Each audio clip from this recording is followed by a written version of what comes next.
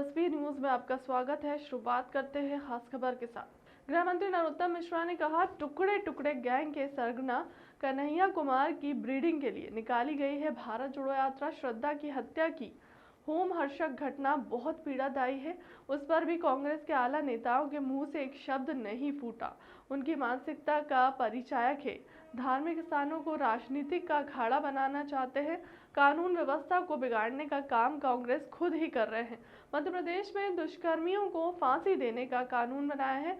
अब तक 38 मामलों में सजा हो चुकी है। रायसेन और दमोह दोनों ही जगहों में धर्मांतरण की शिकायती मामलों की जांच की जा रही है। गुजरात में हमको बहुमत मिलने वाला है। राहुल गांधी यदि जाते हैं तो गुजरात तो हमें 2/3 बहुमत मिलेगा। कांग्रेस को दिल्ली में श्रद्धा का जो मर्डर हुआ है उस मामले में आफ्ताब नामक आरोपी है। इसी से जुड़ा हुआ सवाल है। नेता प्रतिपक्ष ने ये कहा है कि बीजेपी से अगर कोई विधायक उनके संपर्क में भी होगा तो लिया नहीं जाएगा क्योंकि बिकाऊ पार्टी है, और ये भी कहा है कि हमारे यहाँ के कोई भी विधायक टच में नहीं है और ये सब झूठे वादे बीजेपी की तरफ से किए जा रहे हैं। अरे भाई, शुरुआत किसने की थी संपर्क की? कमलनाथ जी ने। उस समय विधायकों को तोड़ने की शुरुआत किसने की थी? कमलनाथ जी ने। शुरुआत आप करो और चाहो कि हम जवाब भी नहीं दें, ऐसा कैसे संभव है?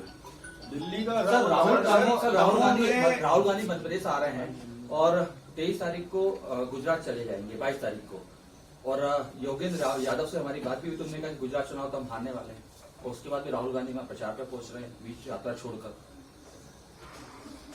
देखो, राहुल गांधी जी, मैंने अभी जैसे बोला था, बहुमत हमको मिलने वाला था, वो जाएंगे तो 2/3 पे पहुंच जाएंगे।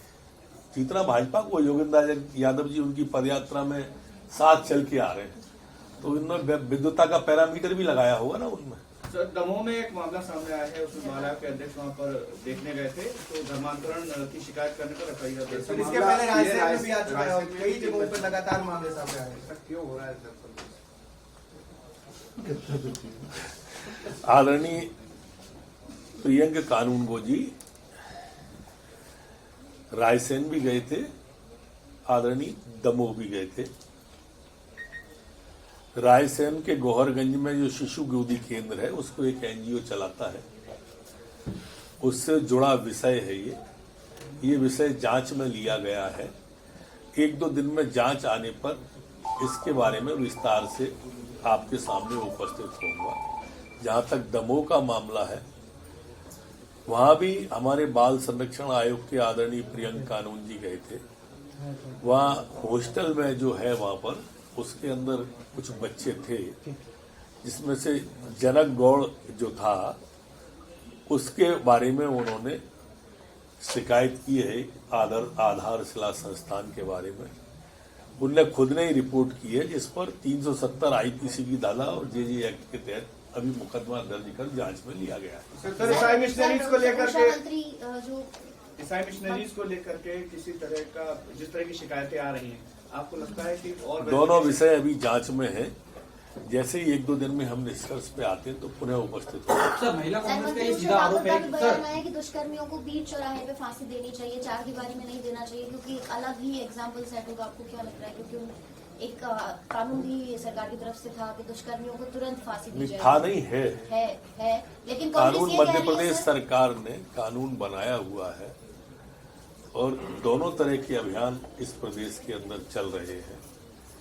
जन जागरण का भी चल रहा है और कानून से कठोर कार्रवाई भी कर रहे हैं। सर, लेकिन कांग्रेस कह रही है कि अब तक एक भी फांसी नहीं दी गई इस तरह के दुष्कर्म। 38 मामलों के अंदर सजा हो चुकी है। सर, महिला कांग्रेस का मैं आराम से दूंगा, एक साथ नहीं, लगातार सवाल उठ रहे हैं। कमलनाथ जी भी कह रहे हैं और अब महिला कांग्रेस प्रदेश भर में प्रदर्शन करने वाली है। सीधा आरोप है गृह विभाग जो है वो नाकाम है। देखो, कानून व्यवस्था कमलनाथ जी कह रहे हैं, बिगाड़ी किसने कानून व्यवस्था? अभी इंदौर में काय के लिए गए थे कानून व्यवस्था बिगाड़ने के लिए? आप खालसा कॉलेज में गए, कानून व्यवस्था को बिगाड़ के वापस आ गए। धार्मिक स्थान को तो कम से कम राजनीतिक अखाड़ा नहीं बनाना चाहिए उन्हें, ऐसा नहीं करना चाहिए। आप खुद ही कानून व्यवस्था बिगाड़ रहे हो। आपके विधायक कोई खंभे पे चढ़ जाते हैं, कोई खाद लूटने पहुंच जाते हैं। ये सारे विधायकगण कर क्या रहे हैं? इनको नियंत्रण में कमलनाथ जी के अब ये लोग बचे नहीं है। सर महिला कांग्रेस का क्या कहना है? मैं जा नहीं रहा हूँ आराम से। महिला दिल्ली का मामला आया श्रद्धा का, उसपे आफ्ताब नामक युवक है और जलाव जिहाद का मामला बन रहा है बुरहानपुर में, क्या कहेंगे आप इस पर? बुरहानपुर में एक दरगाह के अंदर लड़की की लाश मिली। सभी विषय पे बोलूंगा, सभी पे, किसी पे भी नहीं, मैं भागूंगा ही नहीं। अब ऐसे एकदम क्यों पूछ रहे हो सारे लोग? सभी के जवाब देने की कोशिश करूंगा जितना सफल होऊंगा। जहां तक दिल्ली का सवाल है, आप दिल्ली के जो आफ्ताब वाला मामला विषय आया है, श्रद्धा के 35 टुकड़े शरीर के करके फ्रिज में रखने का, बड़ी लोमहर्षक घटना है, पीड़ादायी घटना है, विचलित कर देने वाला प्रसंग है। इतने विचलित होने प्रसंग पर भी आपने कहीं आफ्ताब की निंदा करते हुए, उस कृत्य की निंदा करते हुए राहुल गांधी जी का बयान पढ़ा, ट्वीट पढ़ा, प्रियंका जी का बयान पढ़ा, केजरीवाल जी का बयान पढ़ा, सोनिया जी का पढ़ा, खड़गे जी का पढ़ा। आप अंदाज कर लीजिए कि ये अवार्ड वापसी गैंग इस पर कुछ बोली क्या? नहीं। जो असहिष्णु गैंग थी एक पहले, वो कहीं बोली क्या? ऐसे विषयों पर ये बोलते ही नहीं मिलेंगे और बड़े क्रूरता के साथ में उसकी हत्या की है। ऐसे हत्यारों को तो जल्द से जल्द फांसी होना चाहिए। बुरहानपुर में एक दरगाह में युवती का शव मिला है, उसके नाक कान कटे हुए हैं।